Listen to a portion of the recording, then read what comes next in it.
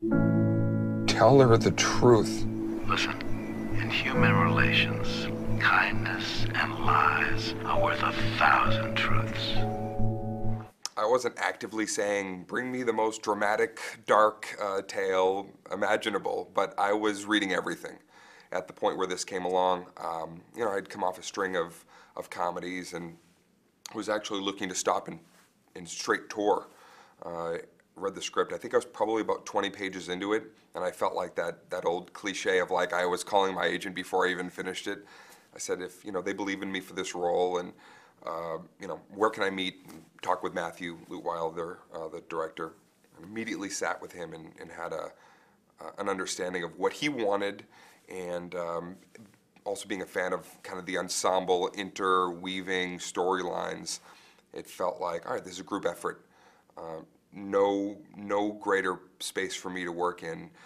People see me as, oh, you're this kind of at the helm stand-up guy, where the want and the need has always been a collaboration and kind of getting in there and figuring out with a team of people. And this cast, you know, I think that we did that, you know, pretty well. We had so much fun in our scene in the bar, because it wasn't, we were, you know, like no one's carrying the movie. I mean, I guess Dane, but I felt like it really fell to all of us, so it felt more like a group effort. I loved it. I think a group effort's always the way to go. Me too. You and I have been doing this since we were like babies, so I feel like we had a shorthand. That was nice. Yeah, I think too. I mean, just relating to each other in real life, just sitting there on set and talking and sharing moments. And, I mean, I said this before, I was going through, I had just been killed off of Dexter, but I wasn't allowed to tell anybody.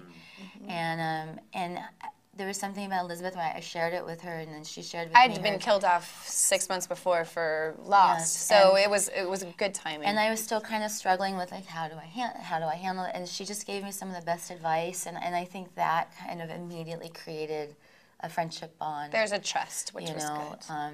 And so it's just, we was really talking to each other. We really did just talk to each other. I've been fortunate to work with you know, some people that I really admire, and Barbara is, you know, way before, you know, Black Swan. I was watching her, and all the way back to The Natural, and feeling like this is somebody that you would love to volley, you know, get back, parry thrust in a scene with. Mom, no, not anymore. Not for 9 years. He's not lighting the pilot light today. He didn't clean the gutters out last spring. He didn't flip the breakers in the fuse box when they popped the winter before last. And he did not drive you to the hospital. When you fell in the driveway, you fell, Mom, and I drove you. I did, Mom. Well, I mean, we didn't, a lot of times he would let the camera just go. And I don't think that Dane and I we didn't do a lot of work together because the characters are estranged. Do you mean they're not doing well? So it wasn't something where we needed to be best friends, but we definitely had a certain level automatic of trust with each other, probably because he's lovely and I was a jerk. But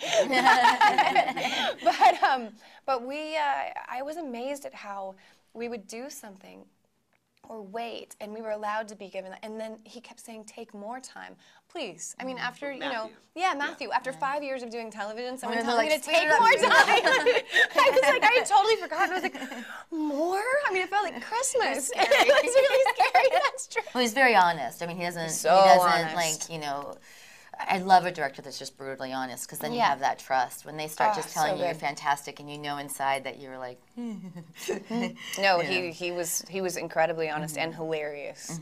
Yeah, but I really liked him, and he had a tremendous amount of courage to let the silences play as long as he did. Those are some of my favorite scenes, really wonderful moments that Matthew captured, where he said, you gotta let these characters exist in this space and not, you know, cut away because it's uncomfortable, and we need to feel that. So Elizabeth allowed that, and I thought that we palled around in there and came up with some really great emotional core for the characters. I mean, how do you know? How do you know that I love you? I mean, really, you don't know. I trust you, Mom.